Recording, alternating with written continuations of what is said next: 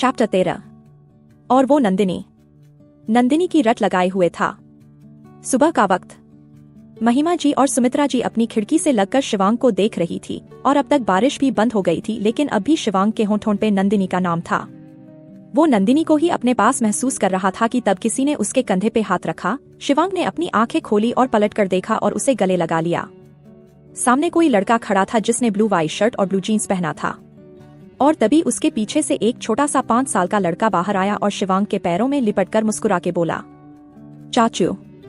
शिवांग ने पहले देखा और बोला, तू ओम को भी अपने साथ ले आया? तुझे पता है कि हम कहाँ जाने वाले हैं और क्या करने वाले हैं? शिवांग के कहने पर सामने वाला बोला, मैंने ओम को समझा दिया है और हम शाम तक वापस आ जाएंगे, बस चल यार।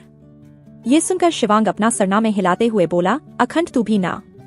शिवांग ने ओम को अपनी गोद में ले लिया और बोला, इतने दिन बाद चाचू की याद आई। ओम ने कुछ कहने के लिए मुंह खोला ही था कि तभी अखंड बोला, शिव चले, क्योंकि जल्दी आना है, पता है ना, नहीं तो माँ को पता नहीं क्या बोलेगी। ये सुनकर शिवांग ने हाँ में सर हिला दिया। अखंड बुआ जी का बेटा था और ओम अखंड का उसकी बीवी के साथ तलाक हो गया था, क्योंकि वो किसी और के साथ रहना चाहता था और उसे बच्चा नहीं चाहिए था, जिसकी वजह से बुआ जी भी ओम को ही सारा दोषी मानती थी। ओम को देखकर महिमा जी आई और ओम को लेकर अपने साथ चली गई। इधर नंदिनी को नकुल ले आया था। तब से नंदिनी के साथ बुरा व्यवहार हो रहा था। अवध जी भी बहुत बीमार चल रहे थे। और तभी मुन्नी जी नंदिनी के पास आई और बोली, तूने इतना सब किया था, लेकिन तुझे हमने कलंक लगने से बचा लिया। चल, तुझे तेरे पापा आए हैं, छोड़ दूं, नहीं तो जिसको तूने फंसाया है वो आ जाएगा मेरे घर।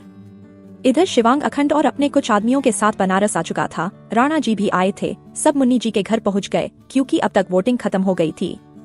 मुन्नी जी के घर का दरवाजा नकुल ने खोला तो शिवांग बिना कुछ बोले घर में घुस गया और जोर से चिल्लाकर बोला, नंदिनी बाहर आओ। अखंड भी अपनी बंदूक लेकर शिवांग के साथ खड़ा था, लेकिन नंदिनी कहीं दिखाई नहीं दे रही थी। ये देखकर शिवांग नकुल के पास आया और बोला, बता नंदिनी कहाँ है? नकुल धीरे से घबराकर बोला, मुझे नहीं पता। ये सुनकर शिवांग क्रोध में तमतमा गया और नकुल के ऊपर गन पॉइंट करके बोला, अब बोल, अब भी नहीं पता है तुझे हमारी नंदिनी कहाँ है? तभी मुन्नी जी आई और शिवांग के हाथ में बंदूक देखकर चिल्लाकर बोली, मैं बताती हूँ।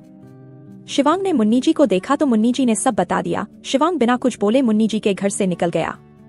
इधर नंदिनी ने आज रेड कलर की बनारसी साड़ी पहनी थी, क्योंकि निर्मल जी ने कहा था कि अगर शिवांग आ भी गया तो नंदिनी को घूंघट में कर देंगे और नंदिनी को लाल साड़ी में वो पहचान ही नहीं पाएगा, उसे शक ही नहीं होगा।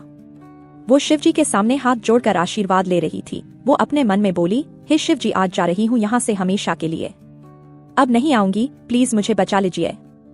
फिर निरंकार जी और निर्मल जी धीरे से बोले, नंदिनी चलो बेटा। निरंकार जी की बात मानकर नंदिनी भी निरंकार जी के साथ चल दी।